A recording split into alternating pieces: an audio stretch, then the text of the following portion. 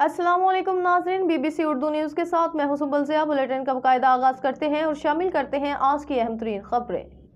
नुशैर अफरोज, इंतजार जफर तिगर, सुहेल अहमद सहतू ने अपने बेटे हसनैन सुहेल के साथ नेशनल प्रेस क्लब नुशैर अफरोज पहुंचकर मीडिया को बताया कि मेरा बेटा क्लास 5वीं में गवर्नमेंट गर्ल्स प्राइमरी स्कूल वापडा कॉलोनी नुशैर अफरोज में पढ़ता है।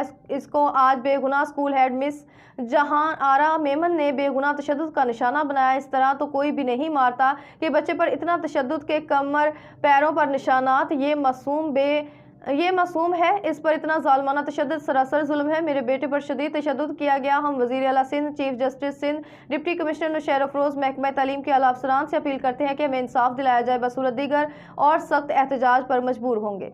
कटनी बैग में कापी पियो करे छोकरो त चनालो डोहरी सॼो मोते लॻो छोकरो ॿियो बि छोकिरे खे ॻाल्हियूं पियो ॿुधाए त चनालो मां कापी पियो करा रूह बि चाहे महिल चनालो त इन जो ॾोह आहे। वरी आपा वारी उहा छोकिरी वारी हुनखे आपा खे दाह ॾिनी त चनालो इन आपा जानहार उन दाह ॾिनी त चनालो इहो उन दाह ॾिनी छोकिरी दाह ॾिनसि त मुंहिंजी मुंहिंजी कापी कढी आहे। हिन करे असां ॿियो महिमान आहे, हिकिड़ो छोकिरो ॿियो मां आहियां, असां ॿिन्हिनि खे एॾो कुटियो अथई।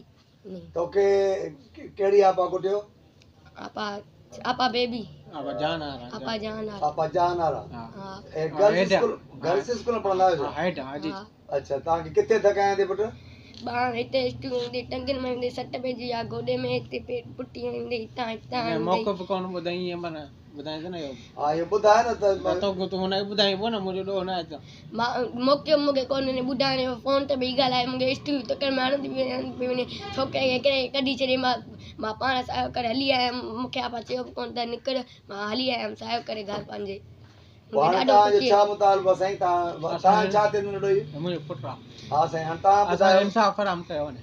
तव्हांजो मुतालबो छा आहे? नाजाइज़ी थी आहे मुंहिंजे पुट सां, हरबल मारियो अथई, ऑर्डर बनायो त पोइ छाजे लाइ मारियो अथई? हिन क्लास टीचर न हुई, अॼु मोकल अथई।